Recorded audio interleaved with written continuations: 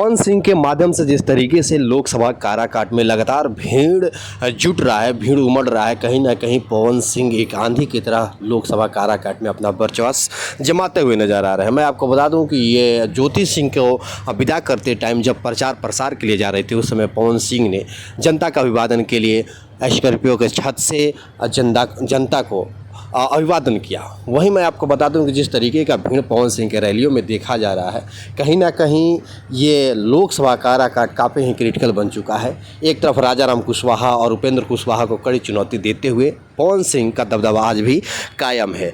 लोकसभा चुनाव में पवन सिंह का ये मानना है कि केंद्र के सारे मंत्री कहीं ना कहीं लोकसभा काराकाट में पवन सिंह के विरोध में उतर चुके हैं। पवन सिंह को मोदी से कोई बैर नहीं है, श्री राम से उनको मोहब्बत है, लेकिन वहीं प्रचार प्रसार अपने लिए कर रहे हैं कैंची छाप पर।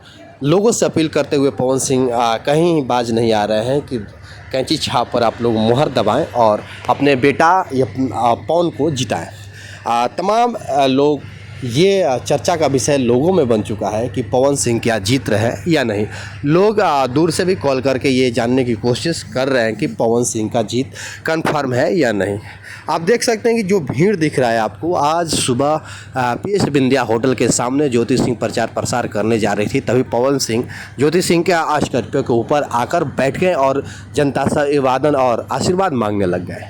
जब मैंने पवन सिंह से बात करने का कोशिश किया तो पवन सिंह ने साफ तौर पर कहा कि भीड़ बहुत ज़्यादा है, कभी फुर्सत में आइए और उस समय बात किया जाएगा। क्योंकि बात भी हुआ और उनसे मुलाकात भी हुई, तो पता चला कि पवन सिंह का जो मोटो है कहीं ना कहीं लोकसभा काराकाट को सुधारने और आगे बढ़ाने की है। इसी बीच आपको मैं बता दूं कि पवन सिंह और ज्योति सिंह का संबंध जो खराब था इस चुनाव की वजह से कहीं ना कहीं आपसी संबंध बन चुका है। वहीं खेसारी लाल और पवन सिंह के बीच जो टकराव भी था इस चुनाव में बिल्कुल भाई बंधु वाला रिश्ता हो गया है।